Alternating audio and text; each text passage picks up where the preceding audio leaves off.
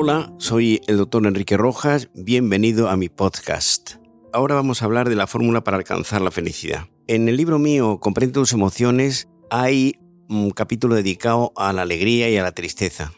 La alegría es un estado de ánimo positivo, de contento, de satisfacción interior, que se produce como consecuencia de algo positivo que ha alcanzado, mientras que la tristeza es un estado de pesar, de melancolía, que se produce también como consecuencia de algo negativo y de un sumatorio de cosas que nos han podido salir mal. Objetivos para ser felices. ¿Cómo seleccionarlos? Lo he dicho muchas veces y en este libro mío lo subrayo, la felicidad consiste en ilusión, es decir, mirar siempre hacia adelante. Hay dos conceptos que no quiero dejarme en el tintero, que son la felicidad puntual y la felicidad estructural. La felicidad puntual es muy importante y significa momentos felices. Lo decimos nosotros en el lenguaje coloquial. Felices Navidades, felices fiestas, feliz fin de semana. Es el carpe diem de los clásicos que aparece en Horacio, que es vive el momento, para el reloj, saborea ese instante. Y la segunda, la felicidad estructural, tiene más densidad, es arqueo de caja. Y cada segmento de nuestra travesía rinde cuenta de su viaje. Y ahí salen las partidas fundamentales, los grandes argumentos, que son dos. Una, tener una personalidad bien construida, equilibrada, no perfecta, hay que huir de las utopías, en el que uno se siente bien consigo mismo. Y en segundo lugar, tener un proyecto de vida que tiene 4 grandes notas que se hospedan en su seno: amor, trabajo, cultura y amistad. Y cada una de ellas se abre en abanico.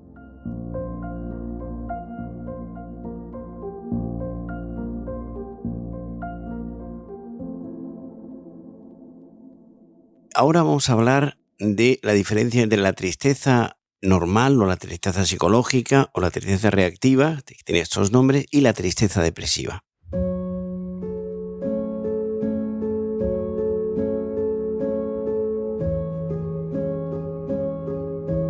La primera, la tristeza reactiva, secundaria a algo, es un estado de ánimo que es debido a alguna cosa negativa que nos ha ocurrido. Puede ser factores desencadenantes o factores predisponentes. Puede ser un sumatorio y da lugar a ese estado de ánimo de abatimiento en donde aparece el llanto y un malestar interior. Es comprensible y se debe a algo y es motivado.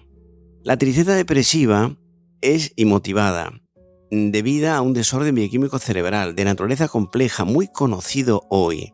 Nosotros, quiero explicarlo, nosotros tenemos una pequeña entidad biológica en nuestro interior, que es un ordenador que se llama la neurona. Y tenemos 100.000 millones de neuronas. Y entre unas y otras hay unas conexiones muy cercanas, entre 10.000 y 100.000 conexiones, formando unos grumos neuronales de gran complejidad. Al microscopio electrónico, los investigadores han descubierto un territorio que se llama el espacio sináptico.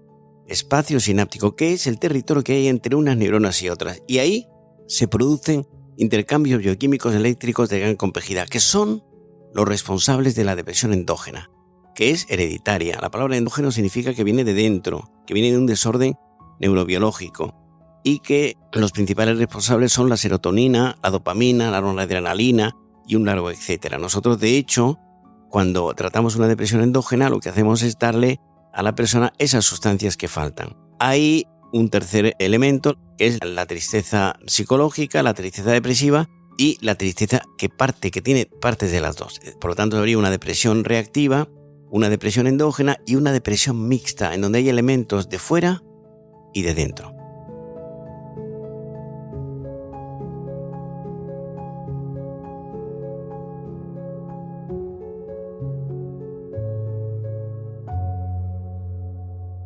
¿Qué diferencia hay en la tristeza depresiva? Hay 2 grandes notas, es mucho más intensa y mucho más fuerte.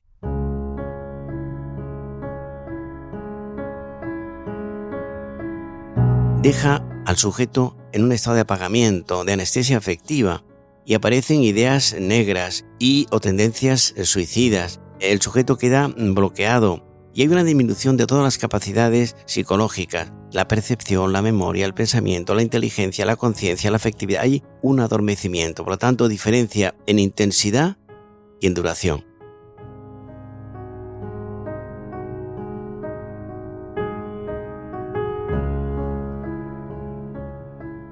La tristeza psicológica se cura con el tiempo o con psicoterapia, pautas psicológicas, y la tristeza depresiva se cura con fármacos. Esto quiero que quede muy claro.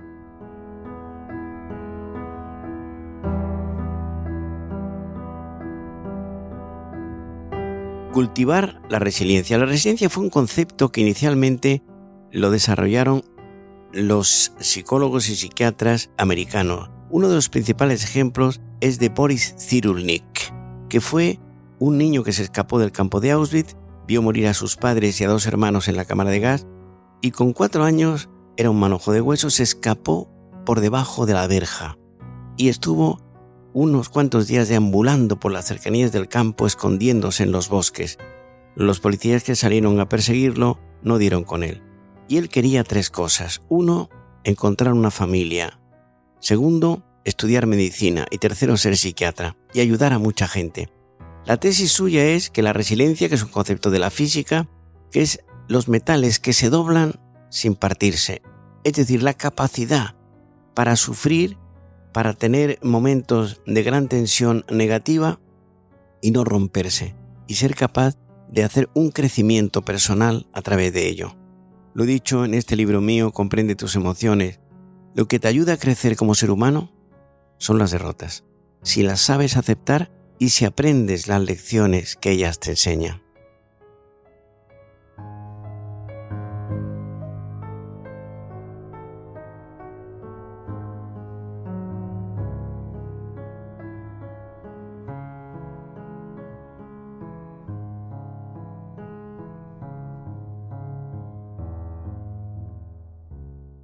¿Cuál es la fórmula para alcanzar la felicidad? La felicidad, dice Don Quijote en las bodas de Camacho, no está en la posada, sino en medio del camino. Es decir, la felicidad es una forma de entender la realidad, es una forma de viajar. Y significa muchas cosas a la vez. Es un árbol frondoso que tiene muchas ramas y que se la puede decir de muchas maneras. Voy a decir unas cuantas de ellas. En primer lugar, en relación con la temporalidad. La felicidad consiste en tener buena salud y mala memoria. Es decir, vivir instalado en el presente, haber sido capaz de cerrar las heridas del pasado con todo lo que eso significa y vivir abierto hacia el futuro con objetivos concretos, medibles, que tiran de nosotros hacia el futuro. Por otra parte, la felicidad consiste en tener un proyecto de vida, un programa en donde hay 4 grandes elementos que saltan, suben, bajan, se arremolinan en torno a ese programa, que son amor, trabajo, cultura y amistad. No hay felicidad sin amor, y el amor es el gran argumento de la vida. Donde más se nota el amor es en el amor de la pareja, en el amor entre 2 personas que se quieren. Pero está luego el amor a muchos conceptos de la vida, a la democracia, al arte, vivir en la naturaleza, el amor entre los hermanos, el amor de madre, el amor a Dios. Es decir, cada uno de ellos tiene una misma nota, que es buscar a ese algo o ese alguien que tira de nosotros en positivo. En segundo lugar, la segunda pieza fundamental de la felicidad es el trabajo. Amar el trabajo que uno hace, la profesionalidad, disfrutar con el trabajo. No hay trabajo pequeño si se hace con amor. Amor y trabajo conjugan el verbo ser feliz, son los grandes temas. En tercer lugar, nos encontramos con la cultura. La cultura es libertad. La cultura es convertir cualquier cosa que uno hace en una pirueta inteligente. Y la cultura empieza por el esfuerzo de apagar el móvil, las redes sociales y irse hacia el libro. La lectura es a la inteligencia lo que el ejercicio físico es al cuerpo. Y la cultura te hace volar alto. Dice un poeta español del siglo de oro: volé tan alto, que le di a la caza alcance. Cuando tienes cultura, te elevas por encima de las circunstancias y tienes otra visión de la realidad. Y finalmente la amistad, la cuarta nota: amor, trabajo, cultura y amistad. La amistad es donación y confidencia, es la relación cercana que uno tiene con alguien en donde uno deja que el otro se cuele en su vida y viceversa. Dice Sancho Panza en un momento determinado en su discurso a los cabreros: amigo que no da y cuchillo que no corta, aunque se pierda no importa. Una nota pide página en relación con la amistad: no hablar nunca mal de nadie, aunque a uno se lo pongan en bandeja. La amistad se hace de confidencias y se deshace con indiscreciones. La prudencia en el hablar significa un gran autodominio.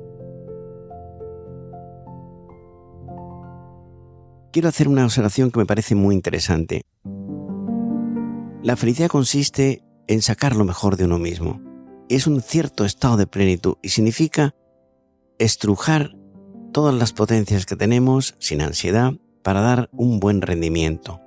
Pero, ojo, la felicidad no depende de la realidad, sino de la interpretación de la realidad que uno hace, es decir, la lectura que uno hace. Voy a hacer una observación histórica en este sentido. Yo tengo pasión por Nelson Mandela. Estuvo 27 años en la cárcel de Robben, en Sudáfrica, y fueron, dice él, los mejores años de su vida. Allí creó una pequeña universidad con los presos, tenían clases de historia, y él quería cambiar el concepto que había en el pueblo de la enorme discriminación de la gente de color. Y cuando salió de la cárcel dijo: han sido años decisivos, claves, pero he sido feliz. La felicidad depende de la lectura que uno hace de la realidad. Otro ejemplo interesante es el caso de Tomás Moro, siglo XVI, 1535, muere en la cárcel de Londres, época de Enrique VIII, y él muere porque un verdugo le cortó la cabeza con un hacha. La guillotina se inventa en la Revolución Francesa en 1789. Y Tomás Moro, subiendo al cadalso, repetía un texto clásico: yo soy quid nihil adventes et omnium possidente, repetía esa frase en latín. Yo soy como los que nada tienen y todo lo poseo, porque muero por mis ideales. Vuelve el ritornello que comentaba antes. La felicidad depende de la interpretación de lo que tú valoras, de lo que te ha sucedido. No es lo que nos pasa, sino cómo yo percibo lo que me sucede.